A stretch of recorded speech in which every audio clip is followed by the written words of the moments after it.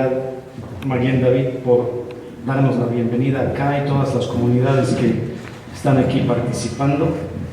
Claro, también a la Embajada de Israel, al señor don Alberto Levi, que coordinó todo eso, de FESELA, más que nada a Mei Samra, de Enlace Judío, que hizo ese enlace judío entre todos nosotros. Gracias.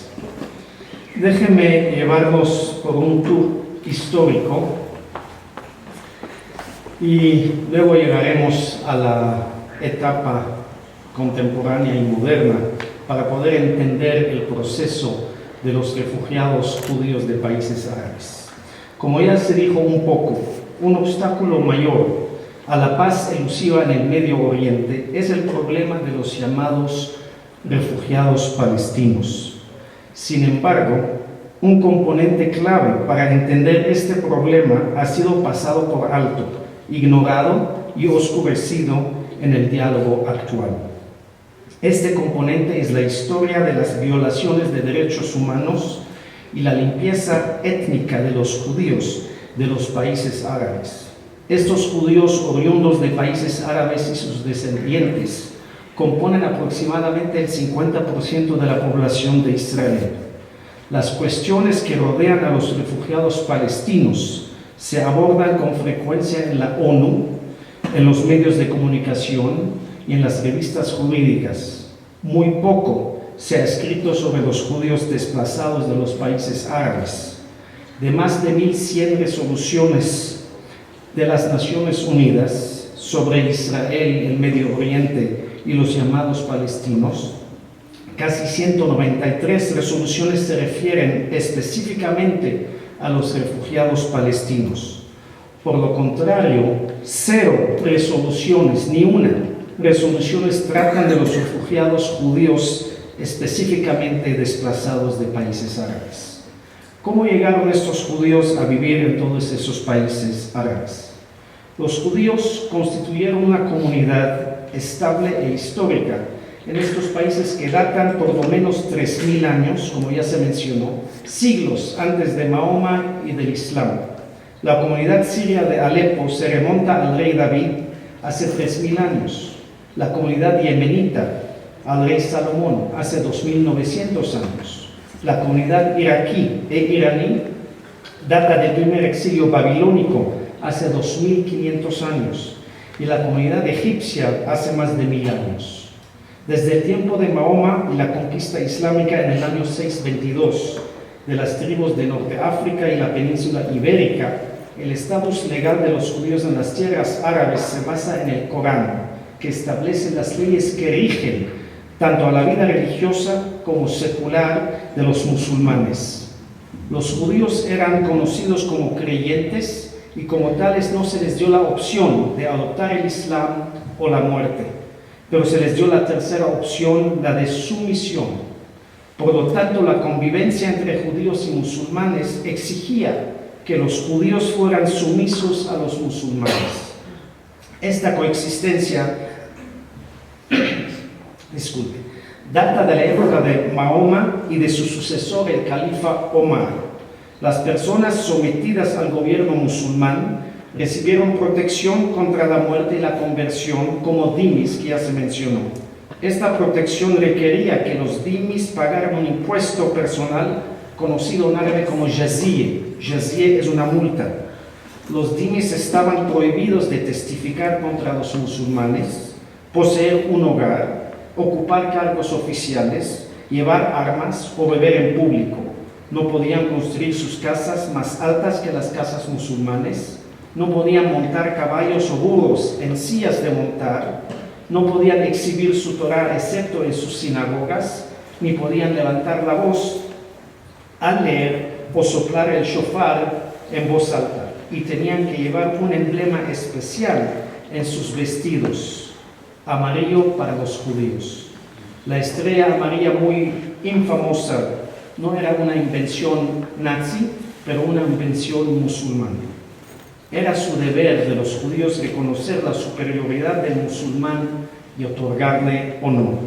Esta discriminación codificada contra dhimis permitió que se convirtieran en chivos expiatorios y se hicieran vulnerables a la acción de la multitud, el asalto, la violación, la tortura y la humillación por parte de sus anfitriones musulmanas, como veremos. Pero por ahora vamos a examinar solo la historia judía reciente en estas tierras que datan de la Inquisición española y la expulsión, ya que estos judíos españoles se convirtieron en la mayor parte de las comunidades judías en las tierras árabes. Empecemos con la expulsión de la península ibérica. En el año 1492, como también se mencionó, después de décadas de agitación en contra de los judíos de esa península, el mundo musulmán volvió a ser el hogar de cientos de centros nuevos y revitalizados de la vida judía. Barcos llenos de refugiados judíos encontraron refugio en los puertos del norte de África, incluyendo Argelia, Túnez y Marruecos. No fue un reasentamiento fácil. Muchos murieron en la plaga, en el tiroteo entre diferentes facciones y tribus árabes y musulmanas. Muchos fueron vendidos en cautiverio y otros quemados en la hoguera de Ancona por orden de la Inquisición papal, incluso después de la expulsión de España. El Imperio Otomano. No fue hasta que los sultanes del Imperio Otomano, Bayezid II, Mehmed II y Suleimán el Magnífico, que eran gobernantes astutos que estuvieron encantados de recibir a los talentosos y exiliados judíos, fueron vistos como una fuerza vital para un imperio en expansión. Bayezid II no solo dio la bienvenida a los exiliados sefaradíes, sino que ordenó a sus gobernantes provinciales que les ayudaran abriendo las fronteras. Al parecer, exclamó: ustedes llaman a Fernando un rey sabio, empobreció a su país y enriqueció a los nuestros. En su pico de expansión, el Imperio Otomano embarcó aproximadamente casi un cuarto de millón de judíos. El largo y torturado declive del Imperio Otomano comenzó tan pronto como los últimos años del reinado de Suleimán el Magnífico. Las fortunas de los sefaradíes judíos reflejaron esa pérdida gradual. A medida que se extendía la anarquía política y social, la economía centralizada también comenzó a colapsar. La anarquía reemplazó al gobierno en todas partes del mundo musulmán. La corrupción y la extorsión de los gobernadores locales eran desenfrenadas. Esto llevó a un aumento de la inseguridad personal y el abuso a todas las minorías, claro, a los judíos también. La conspicua miseria de los judíos sorprendió a muchos viajeros a las tierras musulmanas en los siglos XVIII y XIX. El poeta judío italiano Samuel Romanelli hizo una visita a Marruecos a finales de 1700. Encontró que los judíos ahí eran criaturas oprimidas, miserables, que no tenían ni la boca para responder a un árabe ni el valor para levantar la cabeza. Había trabajo forzado, los judíos fueron sacados de las sinagogas en Shabbat para trabajar. En lugares como Marruecos y Yemen la situación de los judíos era más extrema. El inglés William Lane, que visitó la ciudad de Cairo en la década de 1830, escribió: un judío casi nunca se atreve a pronunciar una palabra de insulto cuando es herido o maltratado por el árabe más vil, porque muchos judíos han sido condenados a muerte por una acusación falsa y maliciosa, dizque por pronunciar palabras irrespetuosas contra el Corán. Es común ver a un árabe abusar de su burro llamando a la bestia judía. El visitante francés Mouet señaló acerca de los judíos de Marruecos: rara vez van solos al campo porque los árabes y los bereberes los masacran en su mayor parte. Prácticamente nunca hay justicia para ellos en estas tierras. Se les exige ir descalzos fuera de su barrio. El viajero francés Lombrière comentó: en cada país donde residen esos desafortunados judíos son tratados como otra clase de seres. A los judíos que salieron al oscurecer en Túnez no se les permitió llevar una linterna.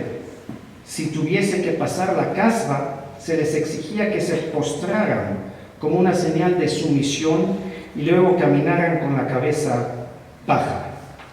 Se aplicaron reglamentos de ropa también, discriminatorios a los judíos en la mayor parte del mundo musulmán, exponiendo a los judíos al abuso público de todos los sectores.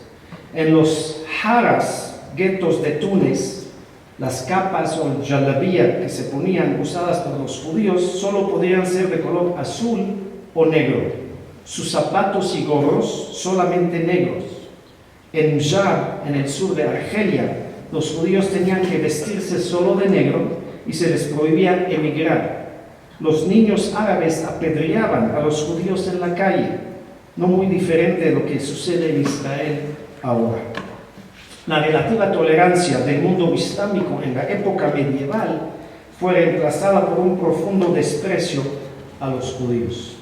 La deplorable situación de los judíos en Irán no era diferente. Un visitante europeo escribe: en cada fiesta pública en el Palacio Real, los judíos fueron recogidos y varios de ellos arrojados a un tanque lleno de agua y lodo, de modo que el rey y la multitud se diviertan al verlos trepar, medio ahogados y cubiertos de lodo. La persecución de judíos en Irán culminó en la conversión forzada de los judíos de Mashhad en 1839. En Yemen, los huérfanos judíos fueron arrebatados de la comunidad para ser educados como musulmanes, y los judíos adultos tenían que limpiar las letrinas públicas.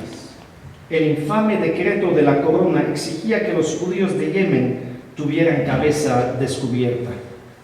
En Argelia, el rabino de Argel fue decapitado en una rebelión musulmana contra el gobernador militar a principios del siglo XIX.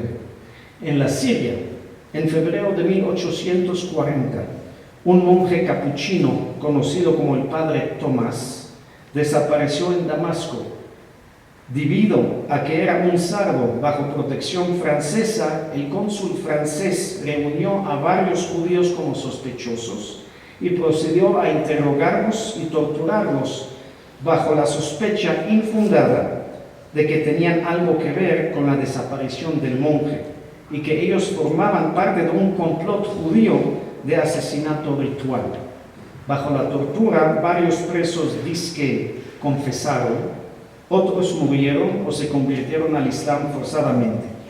La difamación de sangre en contra de la comunidad judía se extendió en esa época como un incendio forestal para devorar a los judíos de Rhodes, Beirut, Esmirna y otros lugares en el Medio Oriente.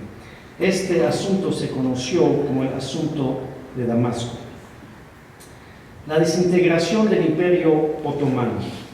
A medida que el siglo XX comenzó con la Primera Guerra Mundial, luego con la Segunda Guerra Mundial, las comunidades judías en África del Norte y Oriente Medio sufrieron cambios significativos, incluyendo tortura, encarcelamiento, ghettoización, alienación y asesinato.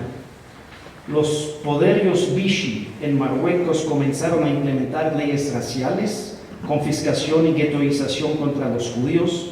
En Argelia, 150.000 judíos perdieron su ciudadanía, y en Túnez los judíos fueron reclutados en columnas de trabajo forzado notorias por la dureza. Se instituyó también la ghettoización y confiscación de bienes. La ocupación alemana de Túnez llevó la condición de los 90.000 judíos de mal en peor. Los nazis comenzaron a deportar a los líderes judíos a los campos de concentración, exterminio, Auschwitz, Dachau y varios de ellos también. Incluso los judíos de Irak no pudieron superar su desilusión con su país. El mufti pro-nazi de Jerusalén había recibido asilo en Irak. En el gobierno iraquí ayudó a un pogromo contra los judíos que mataron a 179 judíos mientras las tropas británicas estaban de pie haciendo nada. Durante ese incidente conocido como el Farhud, que ya se mencionó, las mujeres fueron violadas, los bebés aplastados delante de sus padres o arrojados en los pozos, las mujeres embarazadas fueron mutiladas y la Torá y las sinagogas fueron profanadas y quemadas. El nacionalismo árabe. La situación de los judíos en los países árabes empeoró dramáticamente, ya que muchos países árabes declararon la guerra o respaldaron la guerra contra Israel. En prácticamente todos los países árabes, los decretos oficiales y la legislación promulgada por los regímenes árabes negaron los derechos humanos y civiles a los judíos. Expropiaron sus bienes, despojados de su ciudadanía y otros medios de subsistencia. Los judíos eran a menudo víctimas de asesinato, arresto, detención arbitrarias, tortura, expulsiones. El resultado final, el desplazamiento masivo de casi 1 millón de judíos de sus países de nacimiento en unos 10 países árabes. En Libia, por ejemplo, en 1945, los manifestantes antijudíos agredieron la comunidad judía gritando «Jihad fil Kuffar», que quiere decir guerra santa contra los infieles, matando a 130 judíos en 3 días.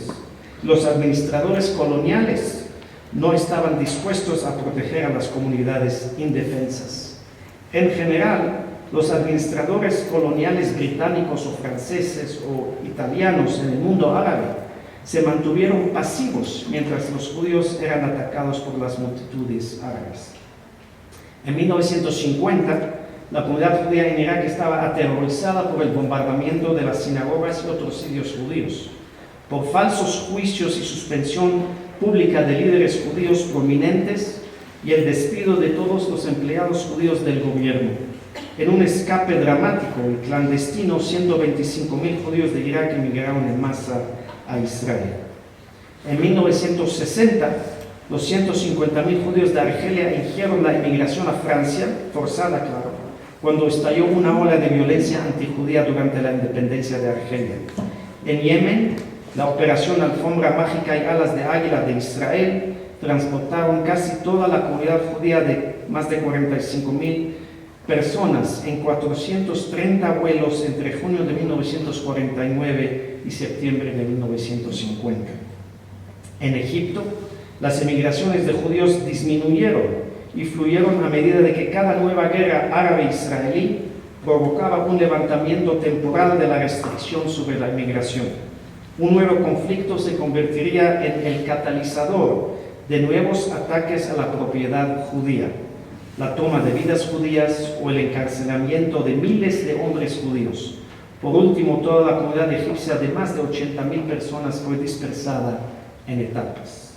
A medida que la Segunda Guerra Mundial terminó y la terrible destrucción de las comunidades judías se hizo evidente, casi 1 millón de judíos sefaradíes del mundo islámico sobrevivieron la guerra, aunque fueron bastante agitados por los años de persecución, tortura y agresión. Dentro de solo unos pocos años, sus antiguas comunidades serían abruptamente y totalmente desarraigadas. Cuando la ley marcial fue mejorada en 1947, la violencia antijudía explotó, alcanzando proporciones de crisis. Esto sucedió cuando la ONU, que ya se mencionó, votó por la partición de Palestina en un estado judío y un estado árabe. Los judíos en tierras árabes se convirtieron en el objetivo de las multitudes árabes frustradas. La discriminación oficial, persecución, expulsión llevó a las comunidades judías a huir por sus vidas en muchos lugares con solo la ropa que llevaban encima y dejando todo atrás. Hoy, para todos los intentos y propósitos, la vida judía sefaradí en las tierras musulmanas ha terminado. 1 millón de judíos sefaradíes fueron expulsados de países árabes. De ellos, 600.000 fueron a Israel, otros 350.000 a Francia, Inglaterra y Europa, y los demás a las Américas, Estados Unidos, Canadá y Sudamérica. Si les leo el número de judíos de 1948 al año 2005, Adén tenía 8.000, hoy tiene 0. Algeria tenía 140.000, hoy tiene 0. Egipto, 85.000, hoy tiene menos de 45 personas. Irán, 145.000, hoy tiene 12.500. Irak, 135.000, hoy tiene 0. Líbano, 8.000, Hoy tienen menos de 50 personas, si es que hay tantas. Libia, 38,000, hoy 0. Marruecos, 265,000, hoy 2,500. Siria, 30,000, hoy 14 personas. Tunisia, 105,000, hoy 1,000 personas. Yemen, 55,000, hoy casi 150. Un total de 1 millón que había antes. Ahora hay casi 16,200 personas. Déjenme platicarles un poco de mi vida personal, mi historia personal y de mis padres que comienza en Alepo, Siria. Déjenme darles otro background histórico. Cuando Yoav Ben Zeruya, que era el comandante del ejército del rey David, capturó a Aram Soba, Alepo, que es conocido en términos hebreos bíblicos, construyó una torre y una fortaleza y una sinagoga que forman la fundación de las fortificaciones antiguas que creo que ya no están en Alepo, que ya se ha destrozado en los últimos 2-3 meses. Los judíos de Alepo nombraron a su famosa sinagoga en honor de Yoav. Los judíos han estado viviendo en Siria durante miles de años, como les dije, 3,000 años desde entonces. La comunidad judía en Siria formó un eslabón central en la cadena ininterrumpida de asentamientos judíos a lo largo de la creciente fértil que se extendía desde el antiguo Israel a Babilonia. El movimiento nacionalista árabe sirio llevó el conflicto árabe-israelí a la atención del público en Siria. Poco después de la resolución de la ONU en 1947, disturbios antijudíos estallaron en Alepo, en toda la Siria. Se incendiaron las sinagogas, se saquearon tiendas y casas judías y miles de judíos de Alepo se vieron obligados a huir del país. Los refugiados llegaron a Líbano, Turquía y otros países.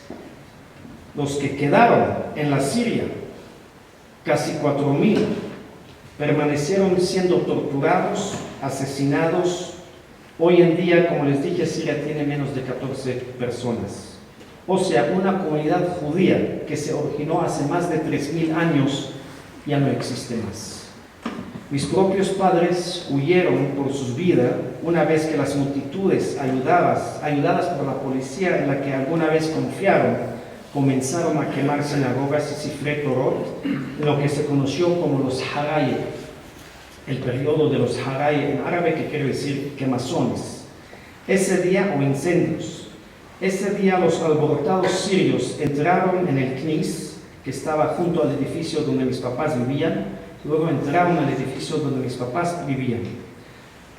En minuto, mi mamá oyó gritos: están golpeando a los judíos, destruyendo sus propiedades, saqueando tiendas, arruinando negocios y así alterando para siempre el curso de la comunidad judía de Alepo.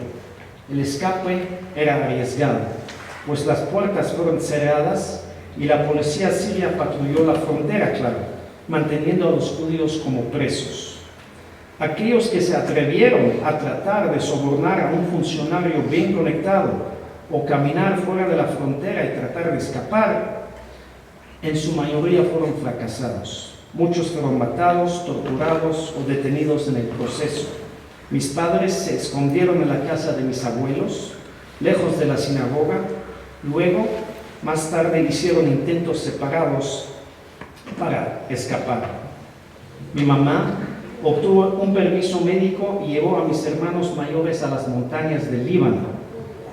El doctor le había dicho, el aire estaba más limpio y la promesa de una vida más saludable les esperaba, ya que uno de mis hermanos, mi querido hermano Jack, que está sentado acá, estaba enfermo por más que 1 año y el médico ahí le dijo: solamente el aire del Líbano lo va a curar. El escape de mi papá tomó un camino diferente. Trató de salir ilegalmente del país, varias veces fue capturado. Él nunca abandonó la búsqueda para unirse a su familia. Sin embargo, en su último intento encontró a Dios a su lado.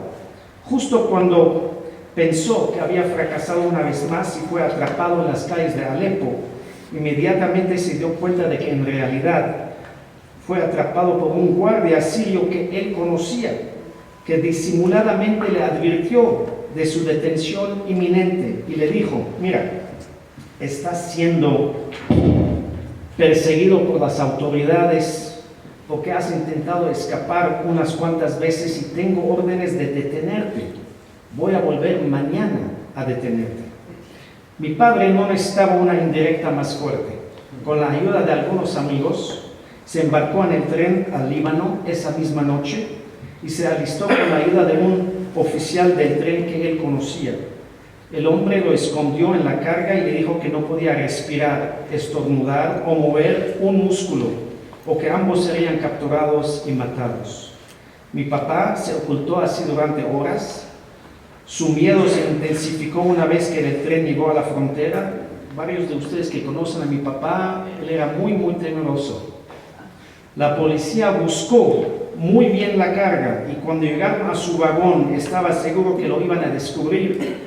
El oficial, al prender su flash e iluminar el vagón por dentro, casi captura a mi papá. Pero afortunadamente el oficial que estaba buscando se distrajo y se trasladó a otro vagón. Mi papá se salvó milagrosamente, pero sabía que no podía permanecer en el tren. Tan pronto como llegaron a la frontera, mi padre saltó del tren que estaba en movimiento sobre una barranca. Sorprendentemente, aparte de algunos moretones, se salvó y comenzó a caminar por el terreno del Líbano en busca de su familia. Viajó de noche para no ser visto y eventualmente reunirse con su esposa, mi mamá e hijos, mis hermanos, mis hermanas. Al verlo claro, toda la familia recibió la sorpresa de su vida, ya que no tenían la menor idea de que iba a venir. Dejó todo atrás: hogar, muebles, negocios, ropa y propiedades. Todo lo que había quedado en el mundo era una pequeña bolsa y la ropa que tenía puesto. Fue la creatividad de mi mamá y la bravura de mi papá lo que finalmente los llevó a una relativa seguridad. Si mi padre hubiera sido atrapado, no habría estado yo aquí hoy para contarles esta historia. No habría nacido. Aunque el Líbano era relativamente pacífico, nuestro estatus siempre permaneció como refugiados. Aunque la mayoría de mis hermanos, incluido yo mismo, nacimos en el Líbano, siempre fuimos refugiados. Nunca podríamos salir del país porque ningún otro país quería recibirnos. Éramos refugiados. No podíamos movernos por el país sin tarjetas de identidad de refugiados. Sí, se nos permitió vivir en el país, pero no como ciudadanos libres. Durante los siguientes 22 años en el Líbano, viviendo como refugiados judíos, vivimos la campaña de Sinai de 1956, la guerra civil libanesa de 1958, la guerra de los 6 días de 1967. Sufrimos discriminación pasiva, temor a la persecución, y escondimos nuestra identidad la mayor parte del mundo. No salíamos a la calle con la kipá y no decíamos que éramos judíos, a lo menos la gente nos conocía. Después del Septiembre Negro y la transferencia de la dirección de la OLP al Líbano en 1969, la comunidad judía se sintió amenazada y comenzó a huir del Líbano. Un día, una imagen de tamaño de póster fue impresa en las revistas más importantes del Líbano y en muchas mezquitas de todo el Líbano. La foto era de los 3 líderes rabínicos que incluía a mi papá, todos vestidos en su túnica rabínica con su talit. Hasta ahora tenemos esa foto. El subtítulo debajo de la imagen leyó: estos son los líderes judíos sionistas que están ayudando a judíos a escapar a Israel. Innecesario decir que mi papá y los otros 2 rabinos se convirtieron en un objetivo inmediato. Cualquier persona los podía matar. Durante semanas se escondieron en sus casas hasta que el gobierno les aseguró que estaban seguros. Inmediatamente mi papá y otros rabinos planearon salir del Líbano. Mi mamá le escribió una carta a mi hermano Jacques, que ya vivía en México de antes. Le mandó la foto y el artículo que apareció en la revista, diciéndole que nuestra vida estaba en peligro, que si no nos manda a traer a México, no sabremos qué pasará con nosotros. Una petición especial de mi hermano Jacques fue hecha al gobierno de México. para aceptarnos como inmigrantes. Afortunadamente, fue aprobada después de lo que parecía una eternidad. Esperando la noticia para llegar, fue la víspera de Pesaj de 1971, cuando recibimos el telegrama con solo unas pocas palabras diciendo: Feliz Pesaj, los papeles fueron aprobados para venir a México. Finalmente, como muchas otras familias judías sefaradíes, dejamos el Líbano. Pudimos emigrar a México en 1971, que nos recibió, dejando atrás una vida e historia después de miles de años en esta región hermosa y antigua del mundo que los sefaradíes llamaron casa. Gracias.